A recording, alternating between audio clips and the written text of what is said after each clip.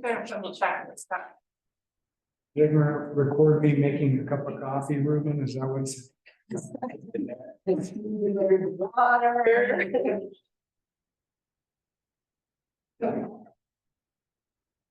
Thank you.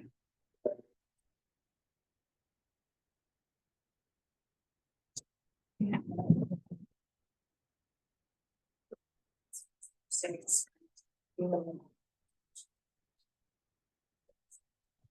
So it's kind of.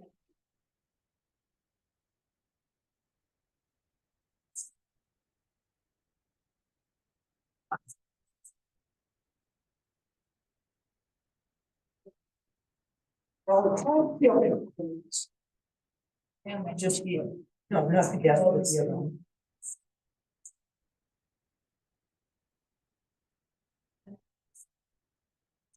That. Still conscious. Yeah,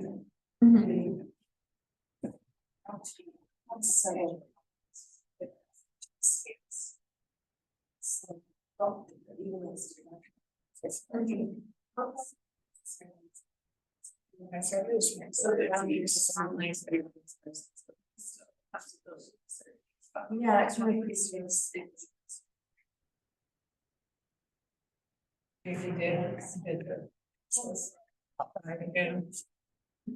It's funny, really.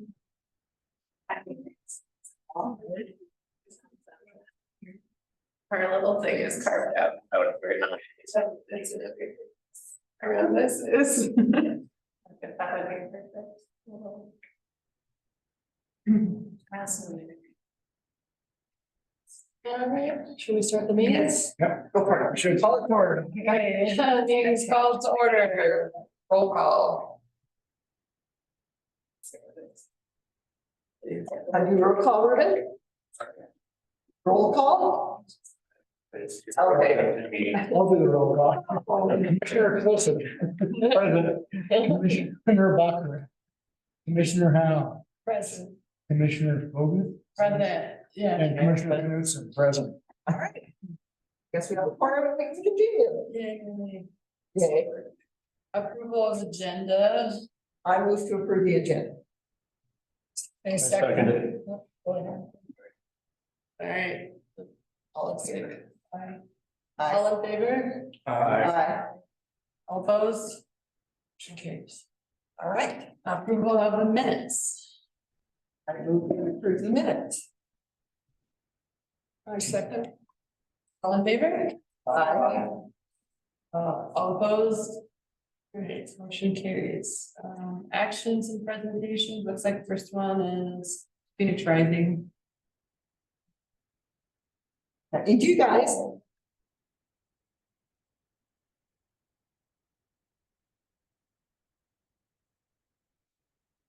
Hi there.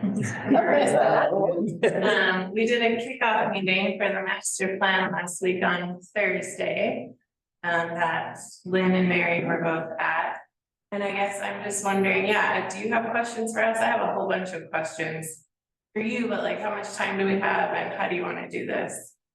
Well, one thing I would like you to share with the rest of the board members is the timeline. I think that's very important.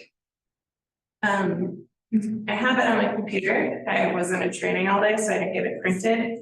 I can read it to you, I can email it to you, I can tell you what the highlights are right now. If you could, Ruben, if she emails that to you, can you get it printed out for us? Ruben S. RBEN S. Like California. Okay. One important thing we talked about on Thursday was that there will need to be a public hearing before the master plan can be adopted, and that wasn't on our schedule, so we talked about that being in January, posted by the planning. And we keep standing here while I send her that. What's Molly wants to say something? You can all over and print that. We're gonna ask that on AMU.com. Maybe just an overview of the books that we're reading of kind of our approach. Sorry, I probably am not supposed to talk from here. Madam Chair. Go ahead, dude. Okay. Sorry. The meeting was on video for Steve and Monica. If you missed it, the town can send you a link to the video. It's on YouTube and it's an hour and a half meeting, but with YouTube, you can speed it up to 1.5 times. So it takes about, I just watched it today. It's in this room, so it's kind of hard to hear. But I think you can get a lot of the discussion and what the questions were from just looking at the slides and the overhead. So it's PowerPoint presentation. Now, there's a PowerPoint too, and so you might get more, I mean, I watched it, it's kind of hard to watch. So I'm kind of thinking that the PowerPoint, if we can go over it now, that might be the best way for those of you that didn't go to the meeting to see it, because I watched it online and it, as is typical with this room, it's really frustrating and it's hard to tell who's saying what. Right. So Yeah. conversation. Microphone's way over there, I think. Well, microphones are all up here. Okay. Yeah, we can quickly run through it again if you want. I think it's worthwhile, just the PowerPoint parts of it. Okay. I was gonna send this out to you all. I think my barrier was just with the sunshine laws. I need to send it to Samira and have her send it all to you is what Leslie suggested. Probably. But yes, I can give you all this presentations. Well, actually, no, I think you sending us stuff is not, That's not a big deal. yeah, that's not a big deal. It's us sending each other stuff. Okay.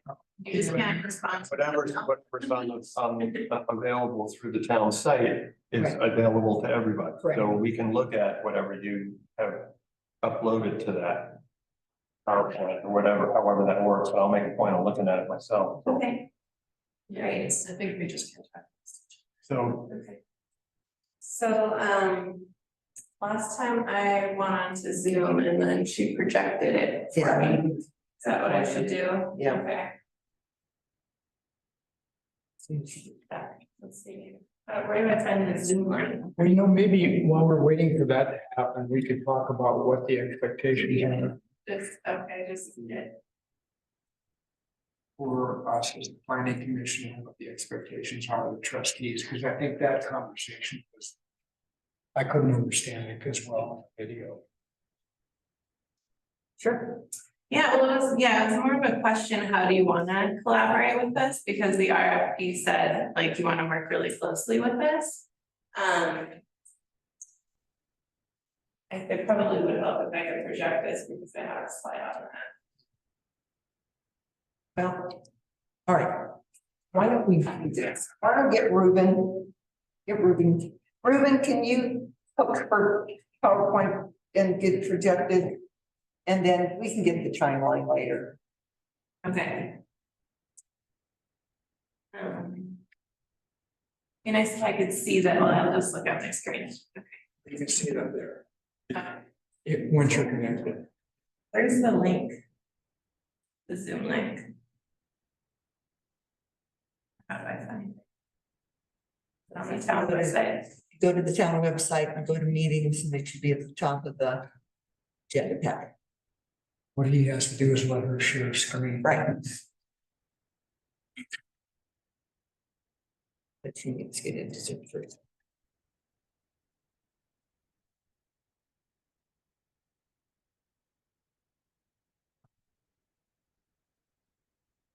I think they showed me the piece, getting it up and running. I can help, I think I can do that. Let's see.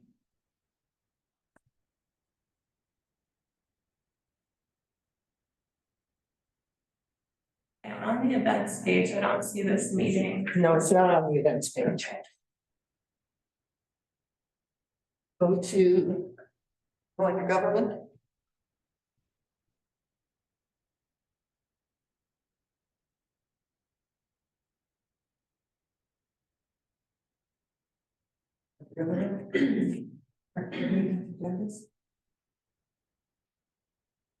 To.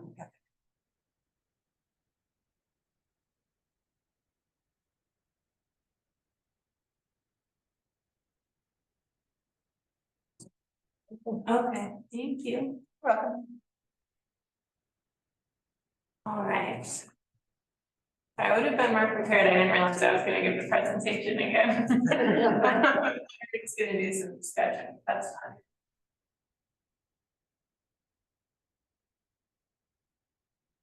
I would be satisfied with highlights, Okay, Yeah, I think. and that's- then I can follow up and look at the whole presentation specifically sounds good. and make it easier on you. Yeah, we don't have that much time anyway, so it took the whole. Yeah, so it's an orange man. So, What video was that? It was I had to like- ask Sam, before we get a copy of that video, so.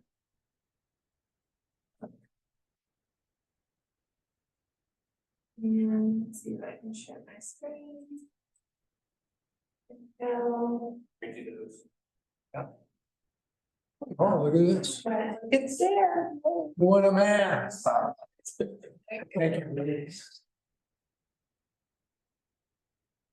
Yeah, so back to the question of how does the planning commission want to work with us? So we had our kickoff session, we're here tonight, and I can come again next month. I think we should probably do another session next month. Like I said, I have a lot of questions for you, Molly. Molly's leading the growth framework aspect of the plan. We have 2 community engagement sessions coming up. And I guess I should go back to the timeline and show you that, but we'd love your participation in those community engagement sessions. And I was hoping that planning commissioners who aren't trustees might be willing to facilitate some of the small group breakout discussions we're having. The reason I'm saying who aren't trustees, my sense is like, it would be nice to have the trustees just show up as participants. I think that will feel good to the community, but we do need volunteers to help facilitate some of these small groups. And we have other folks from the community who have already volunteered, but I wanted to ask Monica and Steve in particular. Lynn wasn't so excited about it last. To volunteer? To facilitate some small group discussions at our community engagement sessions. I don't know those. Okay, okay, sorry.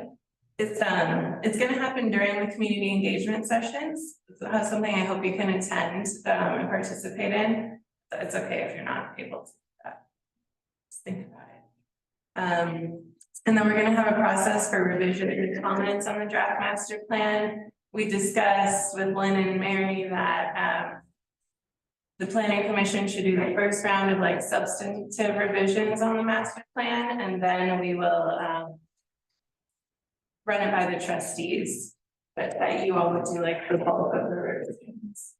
And we're gonna have 2 rounds of revisions of revisions from the town, the first being more substantive, the second being more minor. As well as a substantive round from the community. So 3 rounds of revisions altogether. And then that public hearing in January. And we asked Mary and Lynn kind of what are the key questions you want to have answered through this master plan process. So that's kind of what we're thinking about in terms of how to collaborate and welcome feedback on that. Want to see more collaboration, less collaboration, and I could also run you through the timelines. That would help some more context.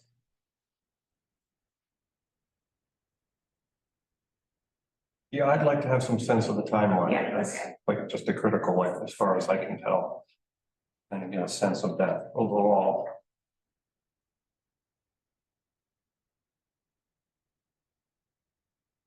So our deliverables, we're gonna have 2 public community engagement sessions. We've budgeted for 5 meetings or group interviews with various town entities, including you all. And some individual interviews if needed. We have a dedicated email address to receive public comments. We will be getting flyers up probably this week and social media posts to let the community know about the process, including the upcoming community engagement sessions. There will be a phased release of the key draft report sections to let the public interact with them in a more bite-sized and accessible way rather than putting up the whole draft plan at once. That's our plan currently. And then the final document, the RFP, asks for 30 to 40 pages. I have one request. Can we make that full screen? Sure, yes. That's easy. That's an easy request. There you go. The format, this was laid out in the RFP, the topics we're working with are culture and character, recreation and tourism, economic development, water and infrastructure, growth framework, risks, resilience, and emergency preparedness. The topics we mostly came up with, though some of them were requested in the RFP and some of them are state. This is the timeline.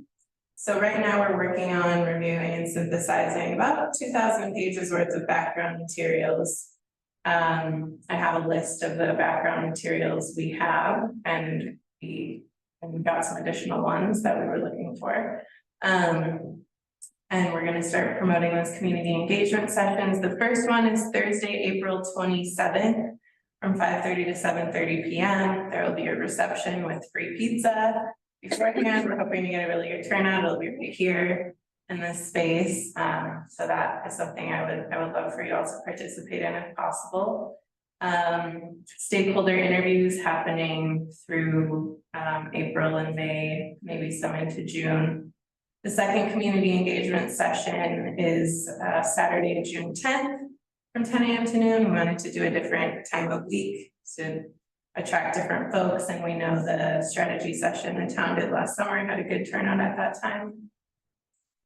We are intending to have a draft master plan submitted to the town by July 31st. And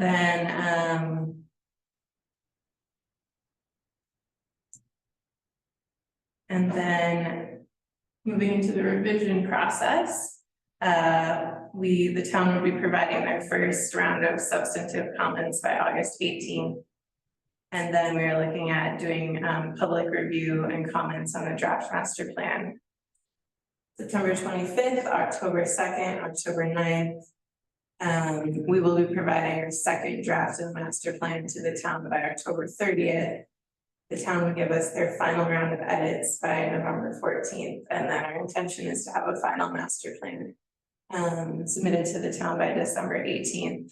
I'm realizing I didn't update this to include your feedback, which was that you would like those substantive comments to be approved by the Board of Trustees on September 12th, I believe was what.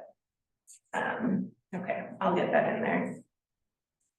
And then, yeah, I mentioned when we were working out the contract with Leslie, we let her know in case like anything gets delayed, we'd probably need to finish the plan towards the end of January, just because of the holidays. So the town attorney recommended we have the end of the contract as the end of February. So it's a pretty quick timeline. We're working hard and fast right now. Yeah. So I have a couple of questions. One, the community engagement session we had last year that had people come in on Saturday. Mhm. Correct me if I'm wrong, Mary, but how long was that session? Wasn't there a morning and an afternoon session? It Yeah. was something like 6 hours? I think it was 2 in the morning, 2 in the afternoon. 2 in the afternoon. Okay. When I first saw this, I thought, it's 2 hours, what can we get done? Mhm. And I was really concerned when I heard that the facilitation plan was going to be sticky notes, dots, things like that. As opposed, what I'm worried about is we aren't determining what are the key questions that we want the participants to answer.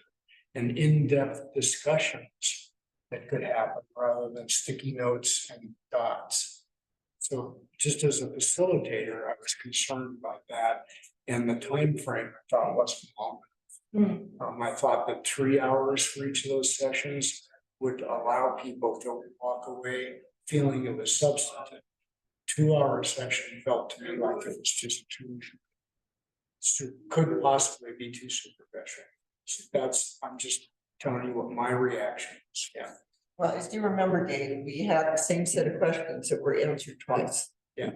So it's not that So the people were assigned to a group the first time and then they got to choose the group the second time. So Right. it was just the same set of questions answered. Yeah, I understand that, because I was there at the meeting. So, I just wanted to express my concern about making sure, like, first of all, what are the materials that people will be looking at in advance of coming, so those that want to come, you're compiling a lot of stuff. It seems like if we can really focus down into, here's the things that are really key, because what came out of that was housing, right? And what was the second? First housing and water. Housing and water, the two main things. So I think people feeling like we're building off of. That's. Yeah, no, thank you, that's helpful. We will definitely include that as context and this session is gonna open with a presentation that gives a summary of the research we've done to date and kind of like what the vision for each topic is based on what the community has already stated, and we want people to evolve and give feedback on that, on the vision as well. And then we are gonna have key questions for people to respond to, kind of, again, based off of our research and what we see as the needs and opportunities and tensions. We wanted to do the Post-it sticky note activity just to get a lot of input on all of the topics and have it feel kind of fast-paced and dynamic. And then we are gonna do a second group activity that is discussion based on different topics, but just being a weeknight, I don't know, I'm a little hesitant about making it 3 hours and having too much sitting in a group and talking.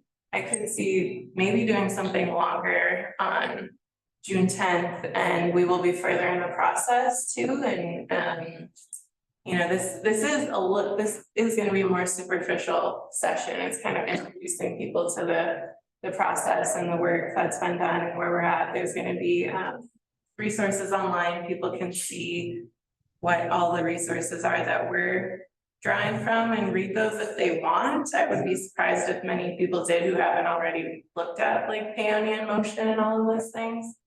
But I definitely am hearing your comments, and I'll talk to Scott more because he's kind of leading the facilitation on that. Sure. One thing we talked about for the June 10th session, potentially, I don't know if you've already spoken with the urban rural continuum folks. Okay, but maybe joining forces for the session in June, in part to avoid meeting fatigue of asking people to come to too many community workshops. And because it is part of the master plan, and it would be nice to, you know, frame it within that. Yeah, and people are gonna wanna talk about affordable housing. Obviously, that was one of the key issues from the strategy session. Sorry, my computer died. So plug it in and set it up over there if you want me to keep going through the presentation, but I feel like we did talk about the key questions that you had, the collaboration and the timeline. Would it make sense, since that we did have that meeting and you compiled kind of the priority list, to just have that kind of posted on the wall as so people can see what happened, you know, just a big posting. Yeah. So that, you know, then, you know, they can move off of that and. Because Mary's summary of that was that. Yeah. And, Yeah. you know, anyone Nice. that wasn't at the meeting could get a pretty good grip on what were the outcomes. Right. Just by looking at that. And then we could jump off that Yeah. with the community engagement. One thing that fell off the radar that I think was in your proposal was outreach to churches. That's still in there. I mean, it's still going to I didn't happen. hear it discussed, and that's why I wondered. Yeah, we should have our promotion materials ready this week, and Hollow Rose is ready to do that. Well, Easter's coming up, and if those flyers, you know, Yeah, you get more participation in the churches on Easter weekend. That's this weekend. yeah. That's this. Yeah. I wanted to wait until we got you all on board before starting the promotion, because I'm like, oh, do we have to change the time, or, you know, so, but now now we're ready to start promoting those. And yeah, to get everything done in the timeline, it has to be pretty fast. Yeah. How much time do we have for this? You know, we don't have any set time for it as Yeah, such. We so- just have two other things on our agenda. That's all. And I know Dave has to leave at 5. Okay, Well, I'm revisiting that leading. Tell me our meeting's at 6. I thought it was at 6. I'm waiting to hear back on that. Yeah, Okay. the meeting. Scott sent us an email. It said 5 minutes, maybe I read it wrong. Okay. I really wanted to stay with this and Yeah. make sure that you get, it didn't sound like you got the answers you needed from the meeting that we had, because there were so few people at it, and all 5 of us are here now, so if you need answers from the planning commission, I don't want you to be feeling like you're stalled out because you're not getting what you need. Well, I think it'd be great to talk to you about the growth framework element in particular. That seems especially relevant to the planning commission. I have some questions. I don't know if you have. Oh, yeah. Should I go for it? Should I go for it with my questions about the? Oh, sure. It's kind of like, how are you viewing Paonia's growth over the next 5-10 years, over the next 30 years? What ideas do you have for the growth framework? We're gonna be asking all of these things to the community at the community engagement sessions, but it feels important to get your perspective on that, and then some key potential elements of the growth framework being urban density, the IGA or the urban growth area, and the downtown economic district, and then this idea of agri-hoods, or just how do we incorporate housing with maintaining the existing like rural aesthetic and character of the community. So these all feel really relevant to your role, and I welcome any feedback you have on how are you thinking about the growth framework. Maybe each one of us should, as an individual, is what we think about. Yeah. And like you can bring this to the community engagement sessions too, and but yeah, while we're here together, that seems important. Go first. No, I don't actually. Somebody else. Listen, You start from this side, Dave. Of course, I bet Dave, I'm gonna start this way. I thought you guys. Well, first of all, I've heard concerns from a lot of citizens about Paonia growing into a Crested Butte retire. And I think that's a huge fear in the community about this growth that we become what's called a yuppie community, and already some of that has already started to happen with the real estate prices in the last year. So I think a lot of people here are concerned about unfettered growth happening. Yeah. And that all of a sudden it becomes attractive, desirable community, and we California-gate Paonia. And I think that's the best. I understand that for sure. That's the best way to put it. California-gating Paonia, we want to wait. In the future, because we're serving so many out-of-town users with water, it seems to make sense that over time, we expand the boundaries of Paonia to include the people that are getting water from us. Mhm. But this also would be the opportunity to say, whoa, this doesn't mean we're gonna have subdivisions all over Paonia. We're trying to keep the agricultural area of the community, so zoning is really, really important down the road to prevent like huge amounts of housing. Mhm. Now, I'm only speaking as one person on the board I and understand. one community member. I'm Yeah. not representing the trustees, and I'm not representing the commission. Just telling you my own experience. So I think the agricultural part of it is really, really important, because that's what makes the community so vibrant. The housing aspect of it is really huge, and I'm glad that these two proposals are going in conjunction with each other, so that we can watch what we need to include in the plan from housing. And then, and this is a little off topic, but the Paonia in Motion plan was extremely frustrating to a lot of people in the community and to myself as an individual, because it's so long and it's not succinct, and it's not brought into a manageable thing that people can look at. 5 to 7 pages on recreation would have been really great. And then maybe your action plan can incorporate things that are reasonable for a community. Because one of the things I'm afraid of in Neonia is that we're too big for our britches. We think of ourselves as this community that needs, that too big for the britches is kind of the way I'm trying to put it. And I don't know if you understand what I'm trying to get at, but a lot of people have these expectations, especially newcomers that have come in, that the community, that Paonia is going to be this way, and Paonia is going to be that way. And that they have these giant expectations that we're going to be like these other towns they've come from. And we're not that sophisticated. And it's hard for us to even take care of what we have. Yeah. So I think the reality of Paonia is one thing that is lost on a lot of people in here, that, you know, see it as it is, not as you wish it to be. And what it is really, really beautiful.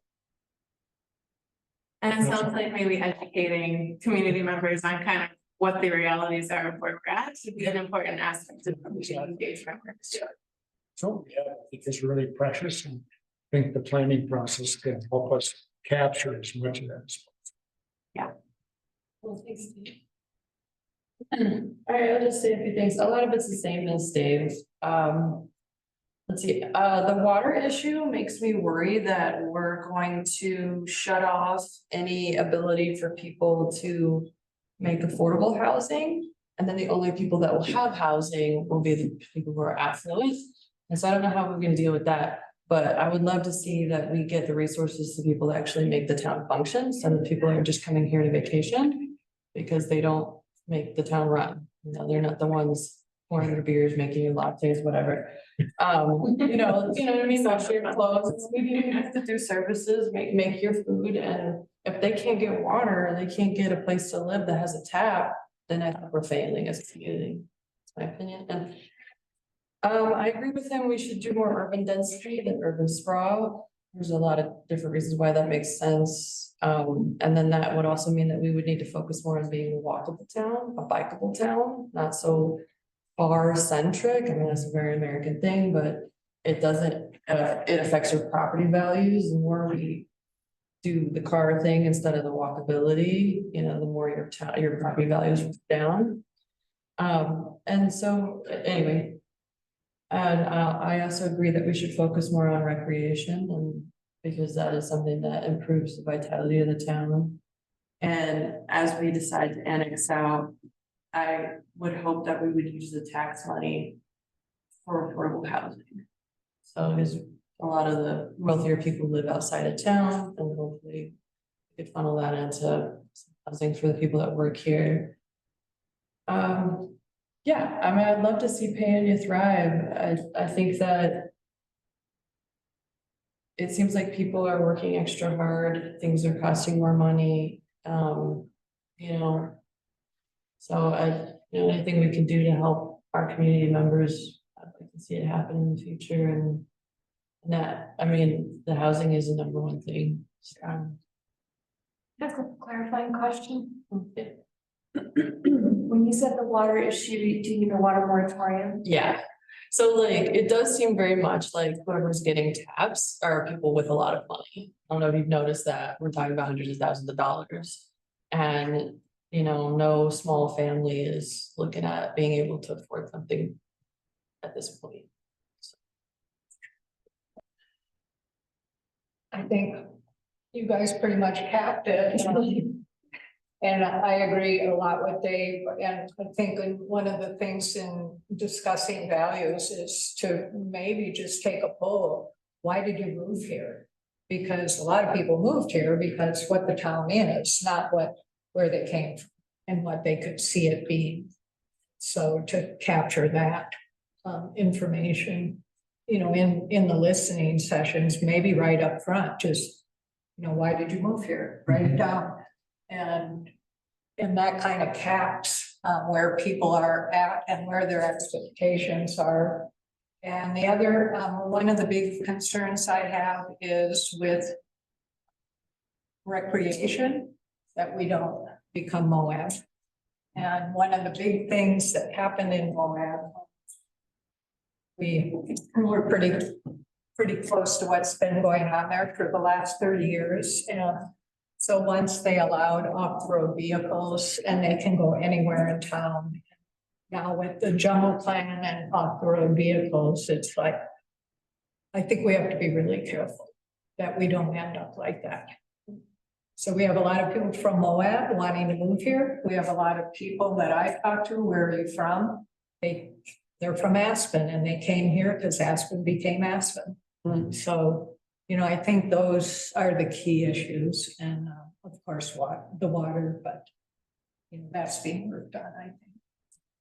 Some humor. I was thinking of opening the community engagement session with that.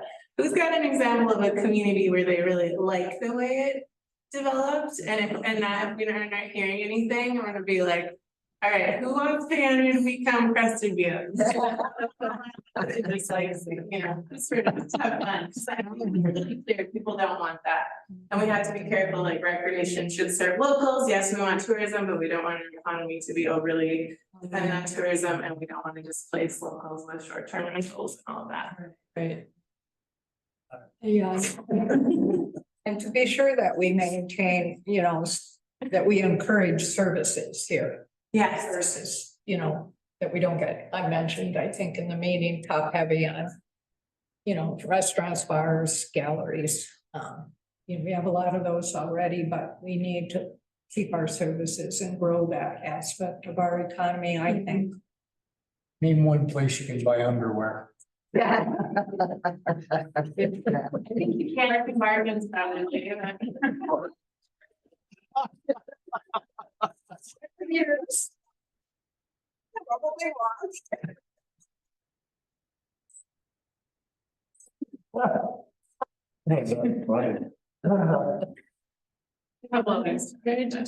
Yeah, I would like to see a focus on business. I think that's something that has been overlooked, is that building our business community. We tend to ignore it and just assume they're gonna be fine and they're gonna grow, and that's fine, but the truth of the matter is their income comes in a very small window of time. And I would love to see some kind of year-round business growth. And also a business corridor kind of designated, and that's via zoning. It's like, where should we designate? Where would we like our businesses to grow? And it seems like if we head out towards Highway 133 with our businesses, that seems to make sense. Because that's where people are coming from. And so bring our businesses out that way, but yeah, my personal opinion. But again, let's develop maybe a business corridor and make it look nice too. I mean, do we really want like a dependable lover on the way into town or whatever? But again, year-round businesses, small manufacturing that fit the ethos of this valley. So we don't want some manufacturing company that's going to come in and spew a bunch of junk into the air and dirt into the water and whatever.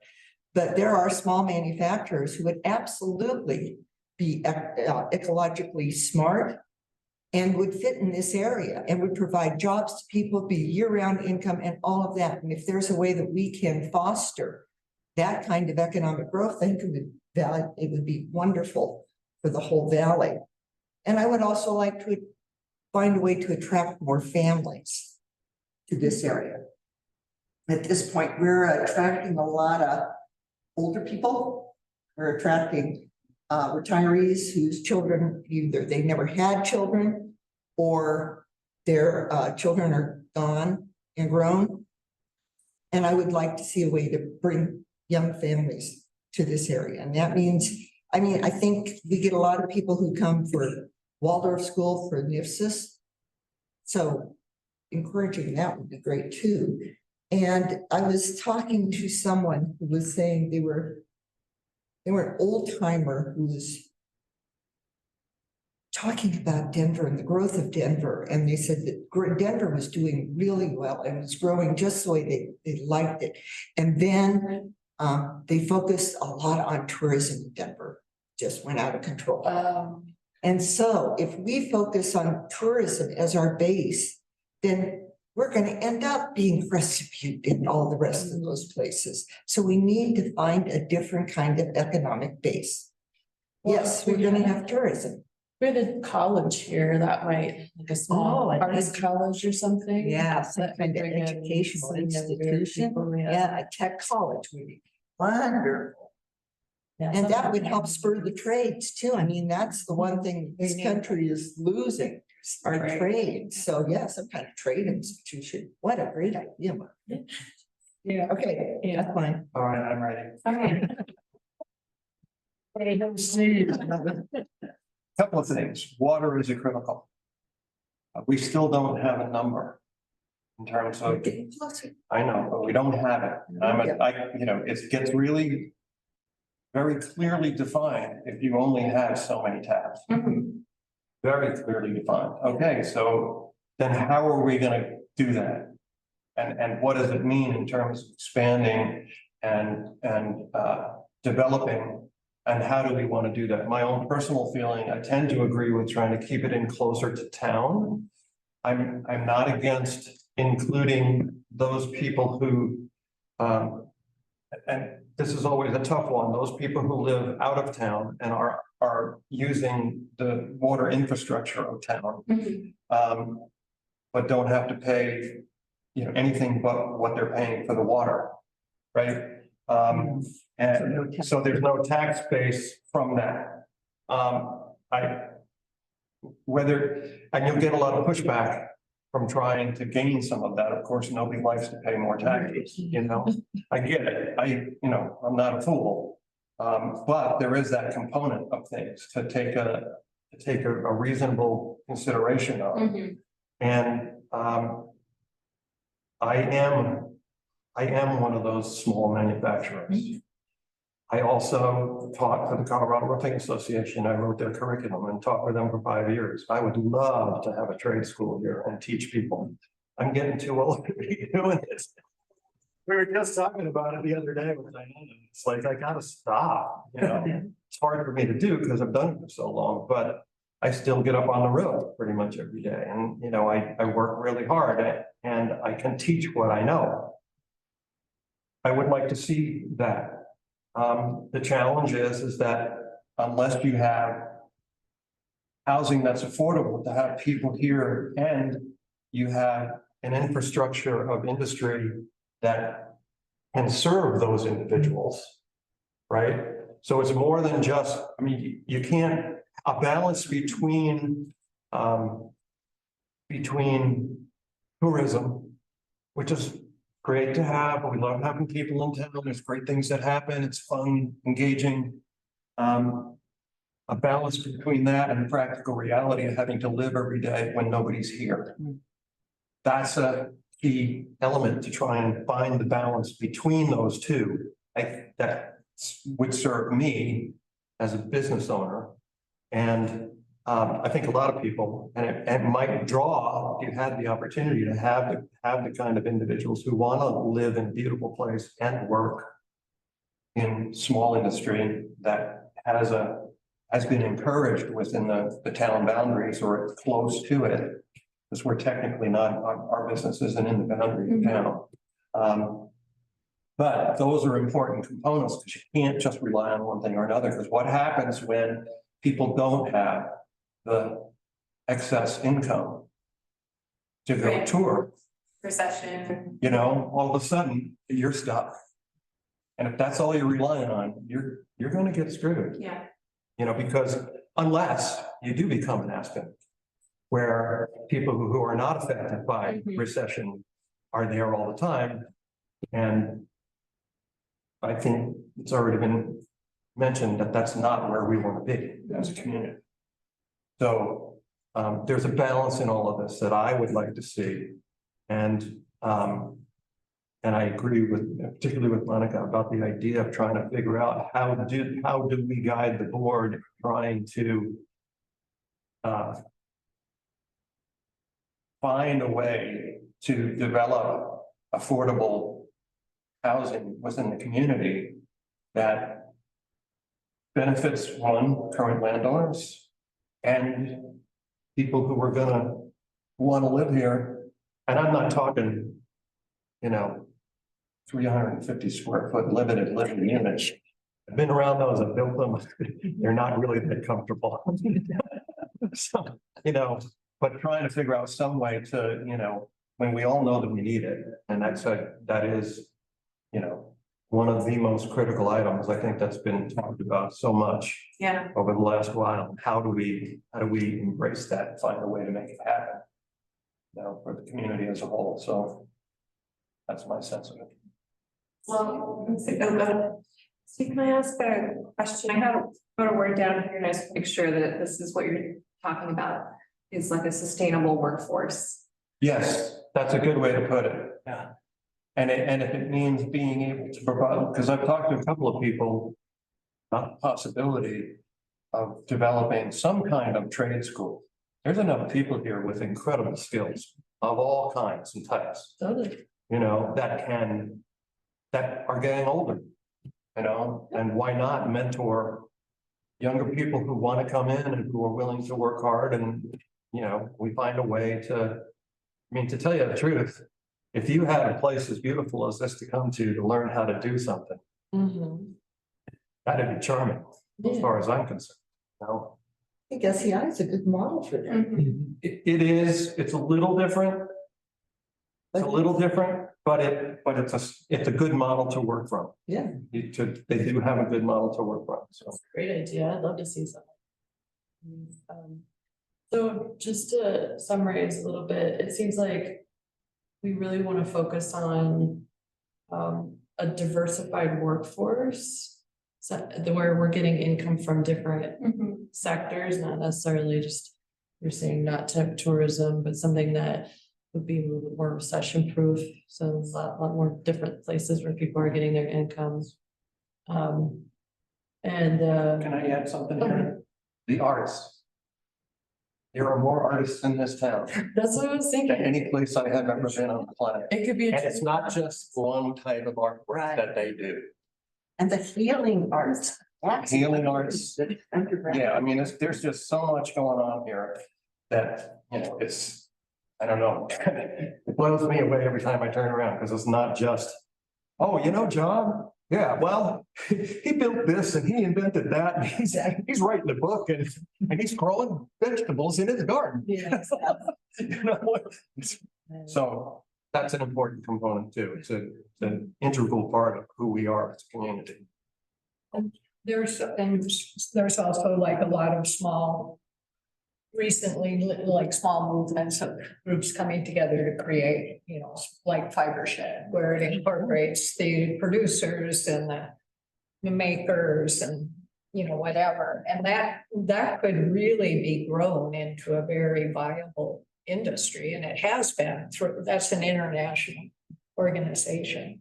And then there's a group here, of course, doing it, starting it, but something like that, growing out, there's room for lots of different people to be doing something in a group like, in a organization like that. So to maybe looking at some of the organizations that have either started or are here already, and the businesses, and maybe just outline it, what do we have? Because some of it's kind of, people are doing things every day and it's a little bit unknown. So, yeah, I think the focus on small business as a community is a big thing. And, we saw with the Dollar General, the win there was really good for us as a community. And I think just that mindset, instead of having big business come in and funnel money out of the community, keep continuing with that mindset where we're thinking about what the community needs locally, the small businesses, the trade school is a great idea. I love that. And so it just sounds like we really want a durable economic plan. So we're not putting all our eggs in one basket. One other thing I'd like to add is that for the most part, all of the stuff that we're talking about are generally things that the community can resource and use. But for it to be viable enough for everybody here, we actually have to have an outlet beyond here. Markets. And that's trying to find a balance between that, you know, of being able to be here to manufacture or do whatever you want to do, whether it be art or anything else. You need to have a market. It has to be marketable in the larger sense, or it gets really kind of ingrown and it doesn't expand. You know, so that's a key element, I think, in order to make it work right. I agree with that, but I wanna say something about, like, I've been traveling a little bit more and it feels very much like a lot of the world is becoming just very homogenized. Panyu has like a really fun and interesting little culture. I would like to preserve that a little bit too. Like, I don't want us to be completely isolated either. We're not an island. But at the same time, like, I would love to see us like pour into, like you said, we have a lot of artists. I'm one, I'm a oil painter. And, you know, just stuff like that where we continue to like nurture the local culture. So that you're coming here and you don't feel like you're in just another small town in the Midwest, you know, like you're here, you're in Fan.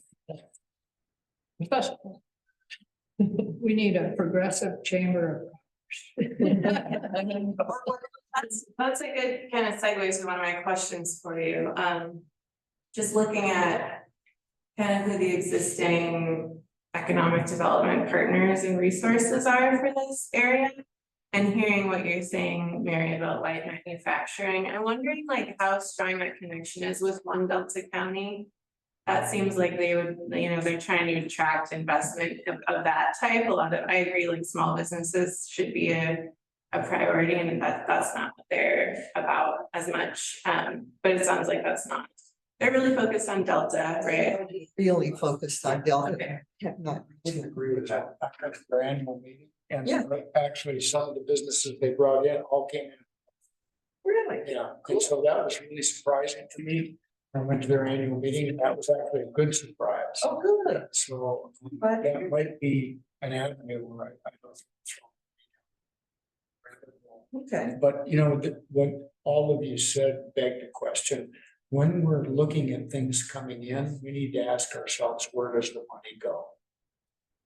If we ask where does the money go, it really builds, does the money stay in the community, or does the money go out? And that's what that formula business stuff that we did before. That's what I was talking about in terms of the marketing side, Right. which brings more money into the community because it goes to the artists or whoever it is that's making whatever they're making and extending it out into the larger community and not just within the North Fork Valley. Yeah. That's what I'm talking about. So And in some degree, we already have some answers for what we're trying to do, because one thing I've seen over the years is getting broadband is huge. I saw so many families that can move in here because they have an ability to extract money off the internet, either from remote work or from marketing, whatever they're doing based here. And that's been really huge. And one thing we might be taking for granted is the fact, when you look at our Main Street, look how many businesses are full. We don't have a whole bunch of empty storefronts and stuff, and that's really something I'm grateful for. Not very many communities have that. When you drive by downtown Panhandle, the parking spaces are full. There's a lot of activity. That's pretty neat. And then we haven't talked about the environment, and we haven't talked about nonprofits. Both of those are really key. Just on the note of parking, before we move from questions for you, is how are you thinking about parking? Like I agree, like I think livability, walkability is important. I understand also like the reactions people had to the redesign of Grand Ave, the Main Street revitalization project. I understand people don't know. I didn't even realize that that's a public parking lot right by your house until like a few days ago. And I understand there's limits on like business and development that can happen on Grand because of the parking. And I read also in the Main Street revitalization that the code says there can only be 12 consecutive spaces with parking spaces without a green space in between currently. So anyways, how are you thinking about parking as it relates to economic development? Oh, there should be a walkable down. That's my Yes. opinion. I was one of the people who was really pushing that Main Street redevelopment thing and making parallel parking instead of the diagonal stuff. And part of that too is God, my dream. Going out on YouTube. It's all this off, between Second and Third and make it a walking mall. Yes. And not have any cars parked there at all. And Be just good for have a business. walking. Just to play devil's advocate. That's so vulgar. That's so vulgar. You know, I'm not in disagreement with it. I know what you're gonna hear when you put this out to the community. You're gonna get a lot of comments. And you're gonna get comments like from Farming Home saying, how are we gonna Yeah. deliver feed? And you're gonna get comments from Indigo Autumn, our older Yep. population gonna carry their The groceries piece to is their that people car. don't realize that it increases business, because when people are safe, they come through, they stay. Yeah. And they shop more frequently because they can't drive their SUV and fill it up once a week and then you never see them again. They'll make more frequent trips. So it doesn't intuitively, I don't think the businesses understand that. The more you have people around, the more they'll spend money. I'm not sure why that doesn't. But anyway, yes, the more comfortable people are around the business, the more they'll be. So, makes. Can I redirect back to parking? Oh, yeah.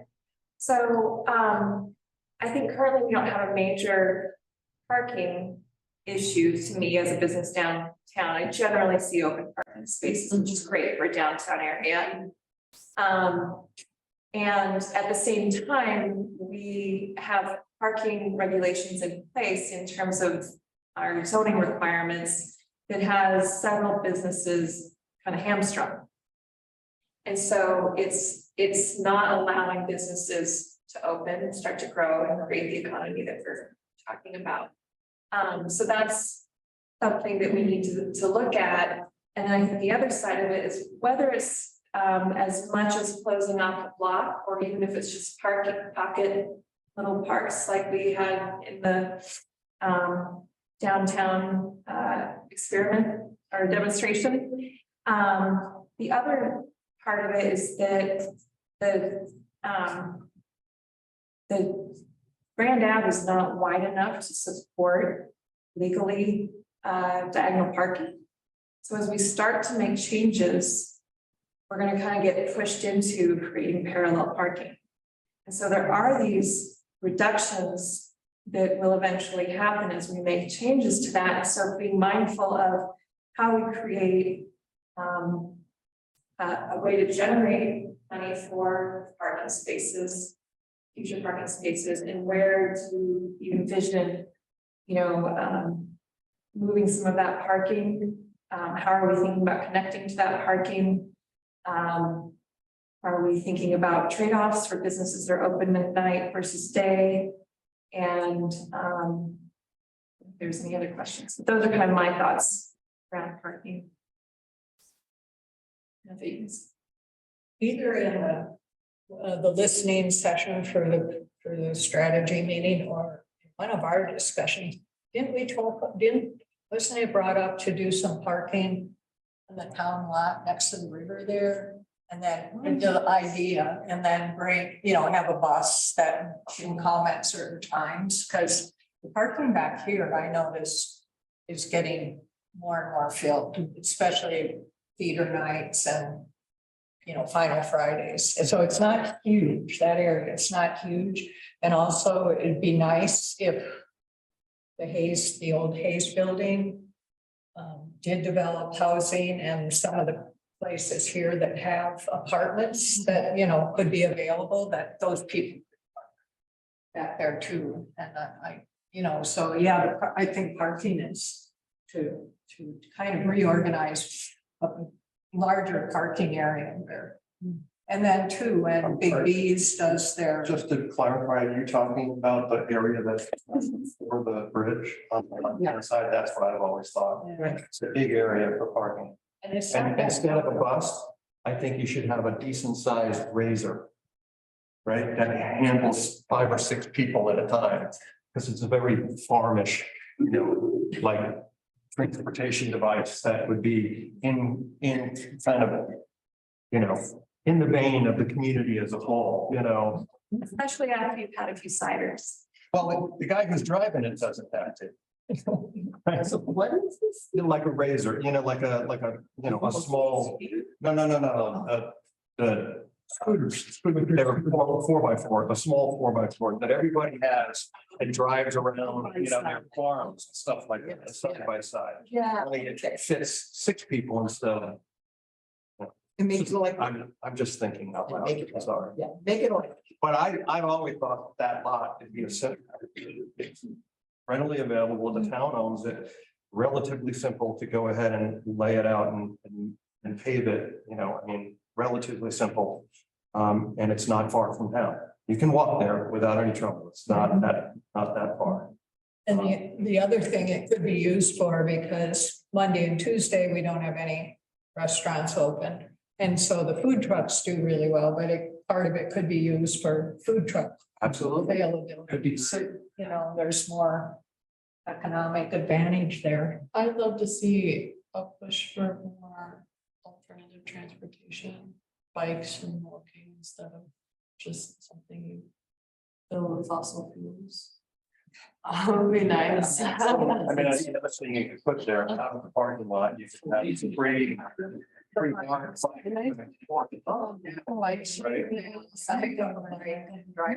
It would also help with the space for, like, you wouldn't need as many parking, more people biked, you know. One of the issues downtown is you have employees at various places parking in these diagonal spots. And the town can do something about that, saying 2 or 3 hour parking or something that would keep that congestion away. It sounds like it's going Is that- to. Yeah, it might eventually.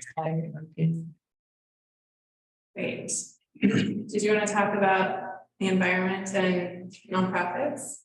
Yeah, we have a huge nonprofit sector here. It also employs a lot of people. So I think when you look about the employment thing, that's part of what's going on here too, is WSCC and places like that. They do actually employ people and actually pay, you know, salaries that people put on it. So, or some of them do. And then on the environment piece, I know there's a movement afoot trying to look at fire danger and what's happening, with potential flooding, and what's the impact of climate change on the community, and how much the community needs to take the reality of climate weirdness into account as we develop, and what, you know, future decisions we need to take that into. So that's the main thing I would say about it. Yeah, we're gonna have this risks, resilience and emergency preparedness section of the report. Yeah, it's important to me as well. And some of the issues we're thinking about, yes, fire, drought, flood, urban heat island, factor, climate hotspot, but are there other key issues that you're thinking about that you wanna see in there? Well, I mean, the water system in general, is just vulnerabilities to the source water protection, all the aspects of the water system. well, and this is a wastewater system too. I mean, Yeah. we're going to have to do something with our sewer system within the next 5 years, because the laws of Colorado are going to change and are going to mandate us to do something with our sewer plant. And so if there's a way that we can do a green alternative versus building a mechanical sewer plant that's going to cost millions of dollars, that would be a wonderful solution.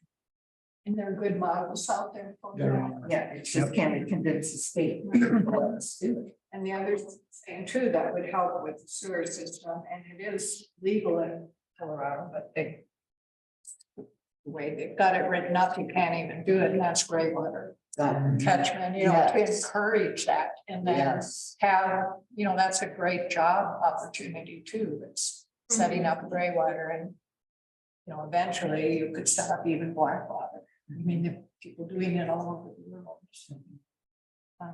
But to promote that, which all these ideas in my mind make kind of what Paonia already is, and kind of the mindset of what people here in Paonia most some people have, it expands it. And it's moving in that direction versus bring in the tourists or bring in the recreational stuff, so. But we can talk about landscaping too, and let's talk about eliminating lawns for new building. And put in some kind of xeriscaping or whatever instead of, planting sod lawns. My idea is, since we're back right up to BLM and Forest Service land, is that we have continuous front and backyard habitat. And so that's how, in my mind, xeriscape. And it's also like increases walkability. People living here or even people visiting is, to walk through these beautiful neighborhoods that are promoting habitat. I'd love to see more gardens where people grow food, because food prices are insane now. And you're walking down your street. In this garden, yeah. I love walking down your Yeah, street. I mean, and then in habitat, it can incorporate food. I mean, it's not just xeriscape. I'd like to touch base about where we might imagine ourselves 30 years from now. Yes. That's a hard question. What comes to mind for me is the issue that you're always supposed to grow. Mhm. That's culturally what we've been trained into, that everything's supposed to get bigger. I don't necessarily agree with that. As a matter of fact, I think it's a pretty erroneous assumption that that's possible.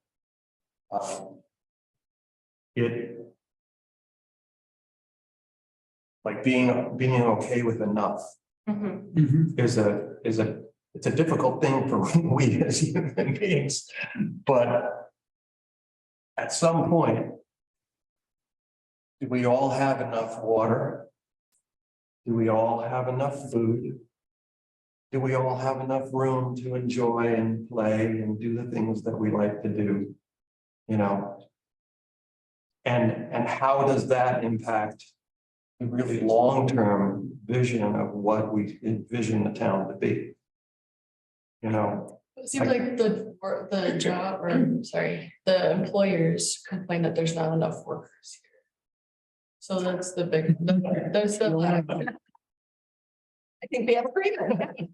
If we did have a technical college, that might help bring people in, they might stay, and then we had appropriately priced housing.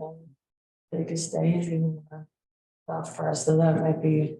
But I think the water's going to put a hard limit on our growth. And even if you look at the history of Paonia, I mean, we have stuck at about, I would say, a 50-person fluctuation point for a very long time. I mean, decades. We kind of stay about 45. And we have for decades. We're enough influx, aren't we? Are we growing a lot right now? Tiny little bit. I had the state demographer do us an increase over 30 years. See? And I mean, in the next 5 years, they're talking, 20 people. It's a shift. It's not that there's an influx, it's just. Right, exactly. Turnover. Exactly. Right. It's also important to consider just, I think that that's. Still has a nature of kind of some instability, which is causing this feeling of growth and change. Because even though the town's not growing, there's a shift to respond to. I grew up on Long Island, and there's a story about a town out on the western end of Long Island, a town called Shirley.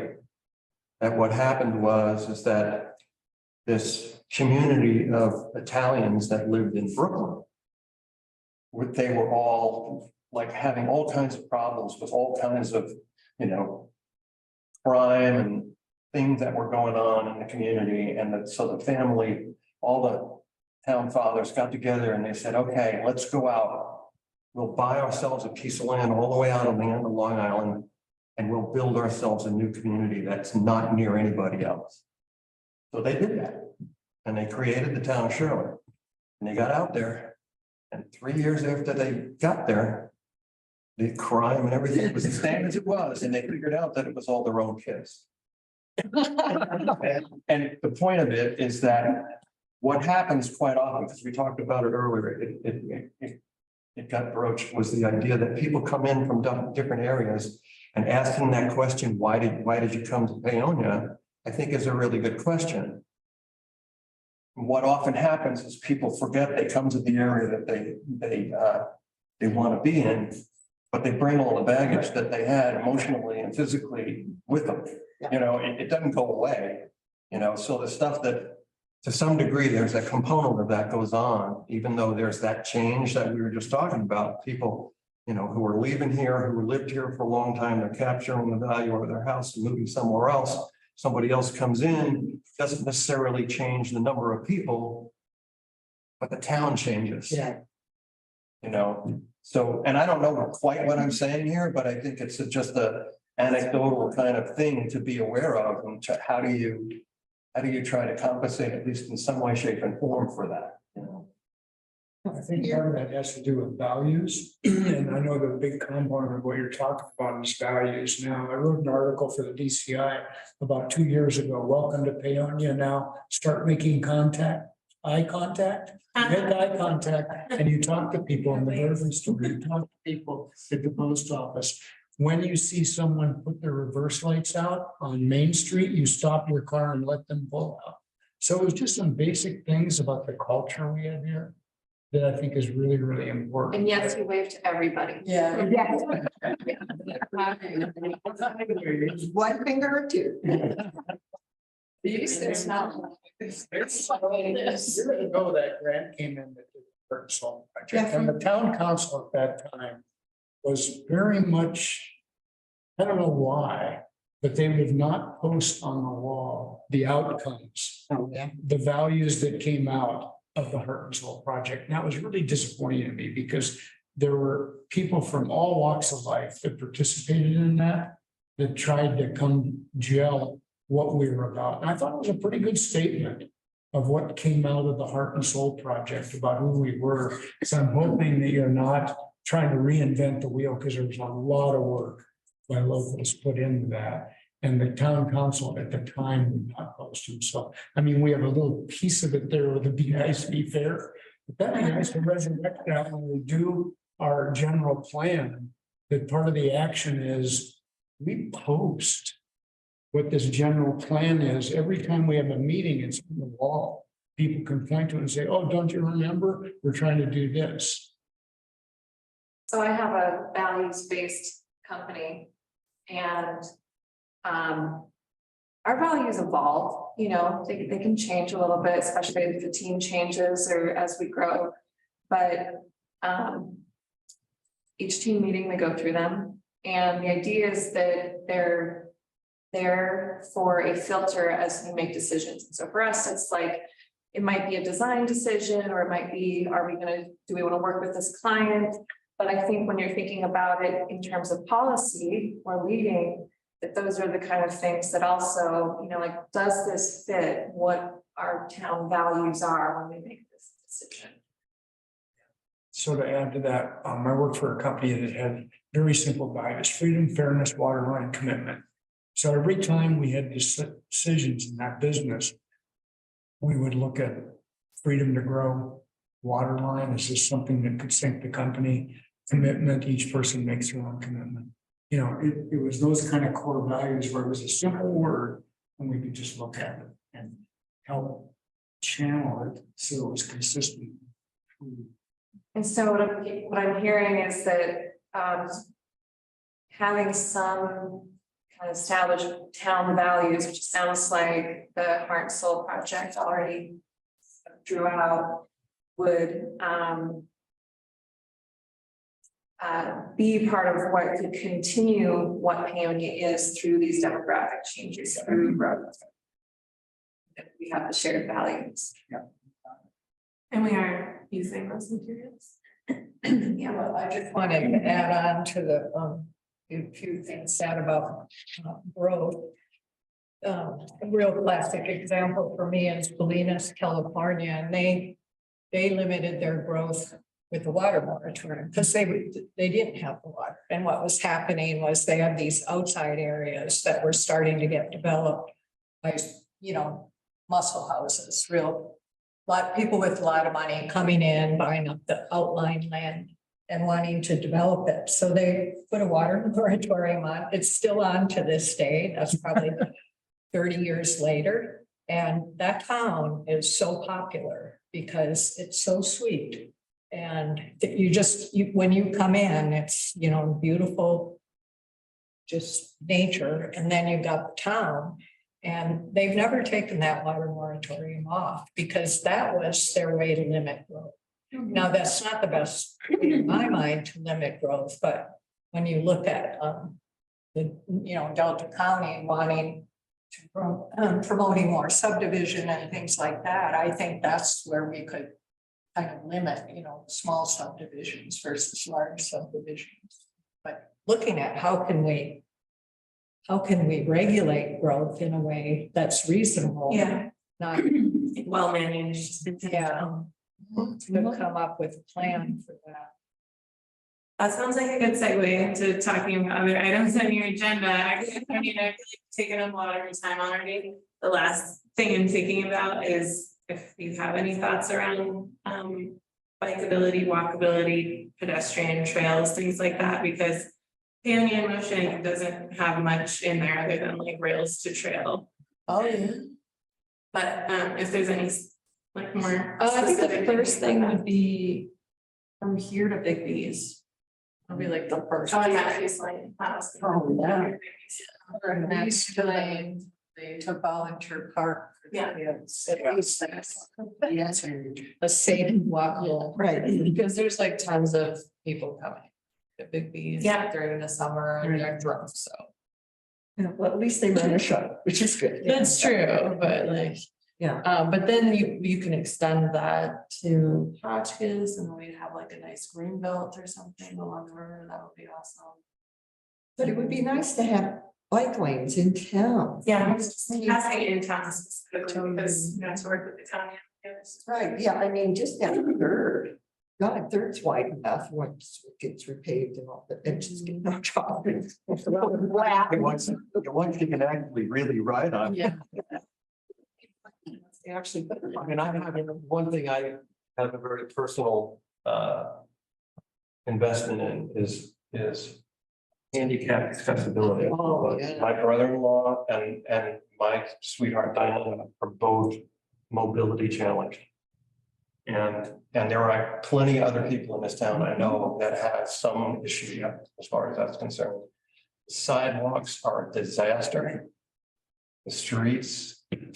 You can't hardly ride down the road without rattling your teeth, I mean, it's a challenge. And there is a component of all of this, at one point in time, I know that the town kind of limited possibility of building a ramp into one of the stores. That was the being blue developed. stage, that was. And it was like, Controversy. it was, technically, you gotta allow ADA accessibility. It's just, that's the law. It's not an option. You gotta figure out how to deal with it, That's definitely being promoted in the town currently. Yeah, and it's an important one personally to me. Yeah. So I just wanted to make sure I brought it up. Maybe start with key corridors, like this, our action plan talks about, here's the accessibility corridor that goes down Third Street or something. Yeah, it's maybe it's not just about accessibility, it's mobility. Yeah, most building, yeah, Exactly. exactly. And, I ride my bike down Third Street a lot and cars parking along the side, and especially if you've got big trucks and stuff, and there's always cars parked, and then the car comes and both ways, and there's no room at all. So there's a lot of on the street parking. And also there's not sidewalks the whole way, so if we walk half the way in the road and everybody else does. Yeah. Mhm. You And see then- wheelchairs, motorized wheelchairs in the roads all the time. Oh, Right. And scooters and strollers, people have strollers trying to get their kids around. Yeah, the street. So my joke is that that the Third Street is brought to you by people who sell shocks and straps. And tires. Yeah, and time. The price is wrong, I think we sell tires. So I don't think that there is a motion, we're just discussing that, right? Yeah, we were just. Yeah, So the next, and then just meeting in May again. Maybe we can be a touch closer to that, with more clarity on what the point of the meeting is, but this was really helpful for me, thank you. This kind of discussion, I mean, this is what I hope a planning process would be, is like Okay. tonight's discussion, I'm understanding more about my fellow commissioners tonight. I'm hearing what we're doing in just kind of an open way of giving you feedback about what you're trying to do. And that's the way I was hoping the planning process would work, because the trustees, bless them, as much work as we have as trustees, don't have the time to get into this level of conversations. I have one comment, if that's all right, to leave with, which is, what's beautiful is you guys have a lot of overlap. But I think it'd be good for all of us to think about what are the voices, who are the voices that are missing? Yep. And you all as representatives may know who those people are and we can tap into and we should invite to the table with us. To make sure we're having a holistic interpretation of. That's why I push the churches so much. Yeah, getting those folks to the community engagement sessions would be great. So we'll share promotional materials. like the 220-something people that live in town, we should invite them if we want. Anybody that's, like the people that are, On both of them. right? The 20s and 30s. Exactly. The people that are my age, there's like none of us. But yeah, if you want younger people, you gotta ask them. Yeah. And we talked about it. They have some of the most vested interest in this. Absolutely. Affordable housing. Red work, coffee shops, the Friday morning thing out of the warehouses, those kind of places where a lot of younger people are reading those. Got Adesia, Friday morning, Adesia. And one thing we talked about when you were here last, and just Mary and I were here, was going in at least one time into the schools to see Yeah. what do they want. You know, because they're gonna adopt, they're gonna. Yeah, this is gonna be their legacy. And so they need to have input. I think that's really important. Well, and the other thing is when we hit our first plan, one of the things that bothered me about it was in the history, there was no recognition. The fact that we live on stolen land, this is huge land. And that part of the history should start with the Utes, not with when the white settlers got here. And that was really raw when I read that plan for the first time, and it didn't have any mention. It just started history as if it all started in 1898 with Hotchkiss and, you know, those folks coming in. And there's a lot more to it, and recognition of just how negative that has been for the youths. You know, it's like 5 broken treaties in a row. Yeah. Maybe some of our, community art, like the, Yeah. like the murals and stuff, none of that's incorporated. I like that. So to incorporate that history and maybe, little storylines with it, here's Sculpture. 30 to 40 pages, people. Let Good ideas. I'm sorry, one last question Scott wanted me to ask is, so there's a number of like incomplete draft master plans throughout the years. If folks are asking like why those weren't completed, what do we say? It was, lack of impetus and support. Okay, Yeah, because, they would be started and then there would be complete lack of support from the Board of Trustees and those people okay, pushing forward. okay.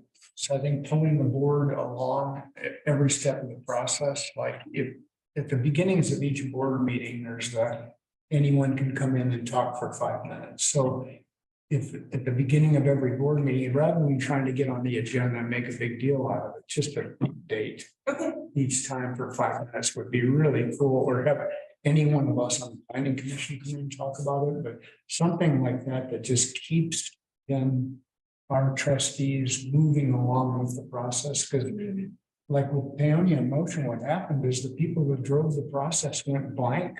went into the dark, they become a black hole halfway through the process. And the guiding community, people that volunteered to be with them, didn't hear anything from him for a long time. It was really Okay. fast.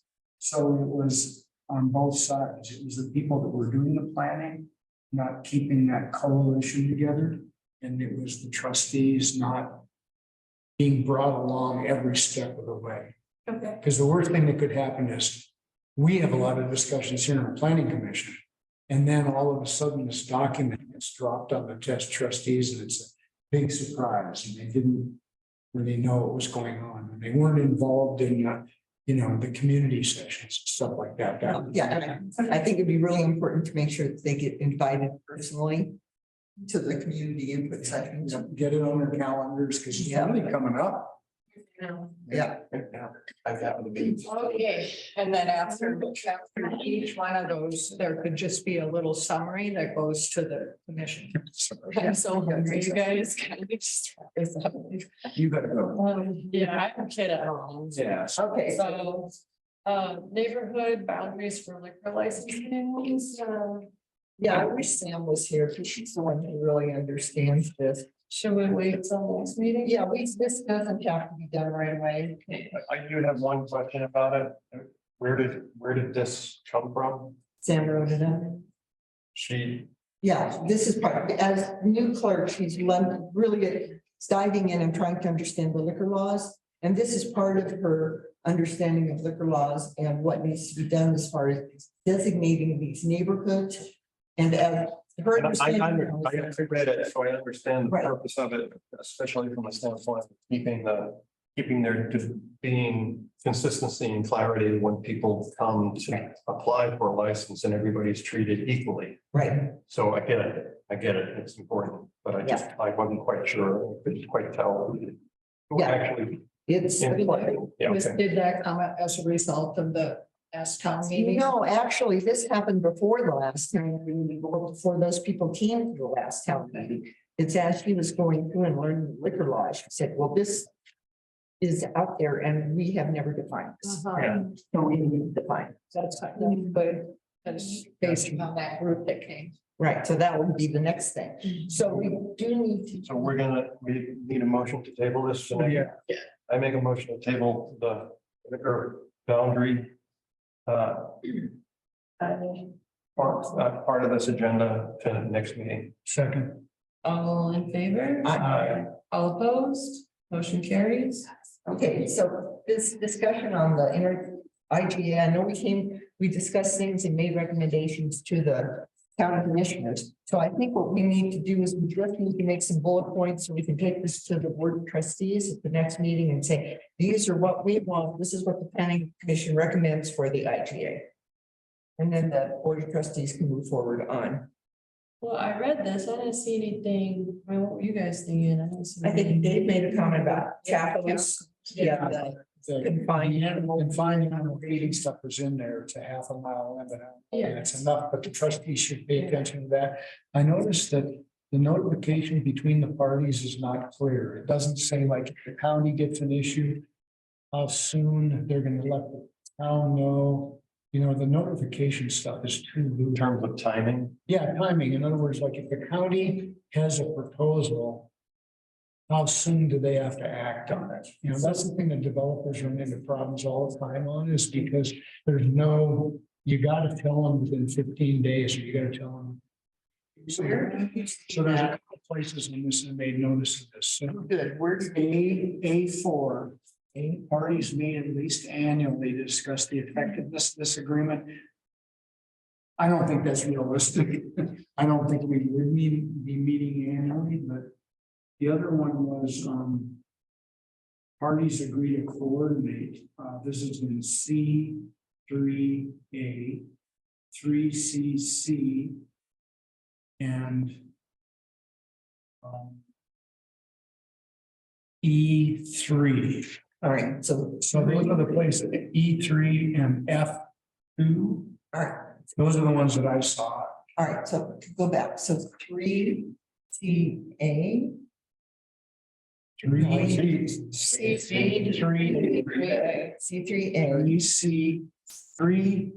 sorry, let me start over. C3A Okay, and C is unclear. E3 and F2 and H2A. so you want. And, I'm sorry, I'm not done. 4.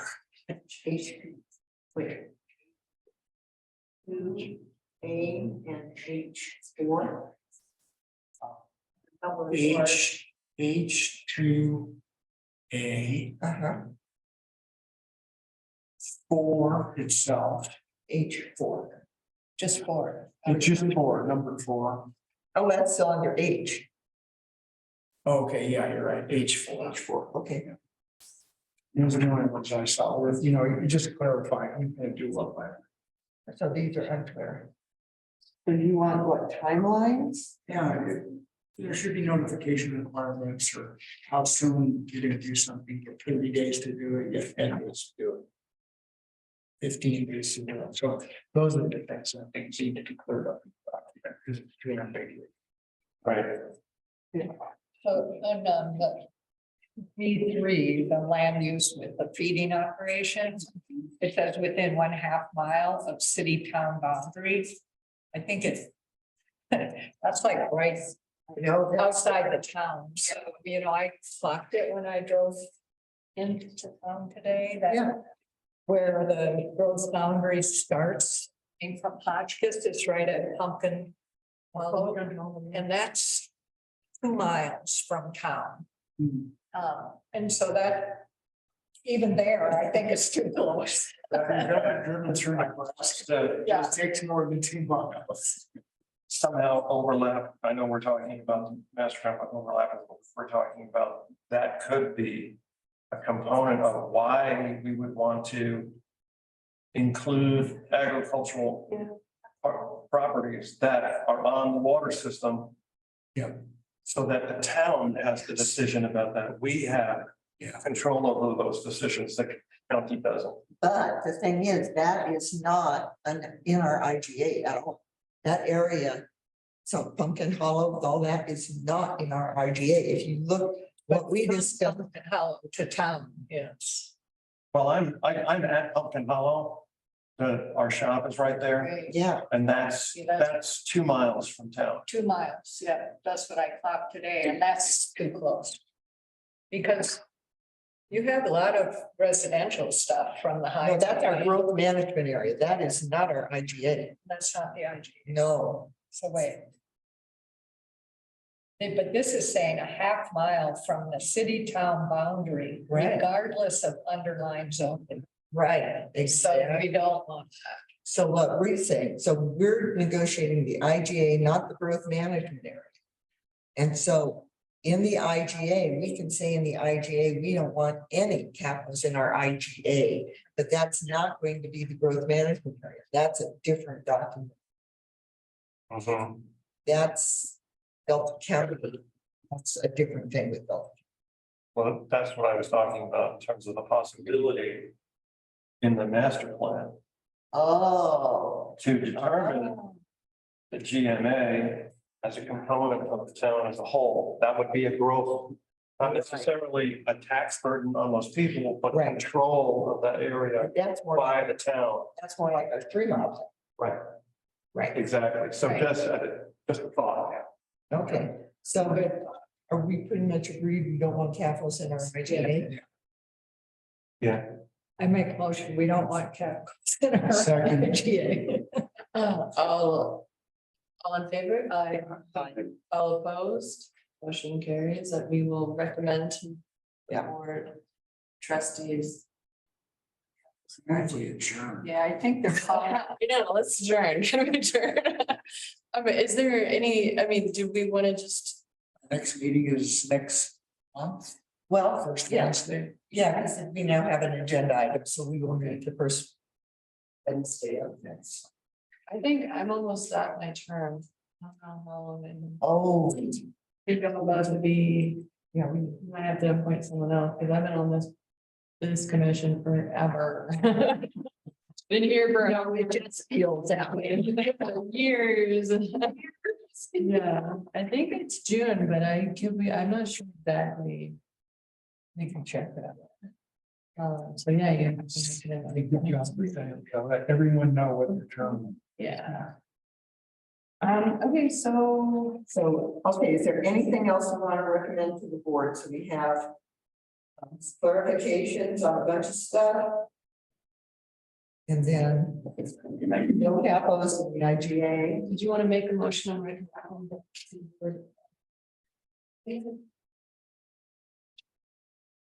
I think the board should figure out this.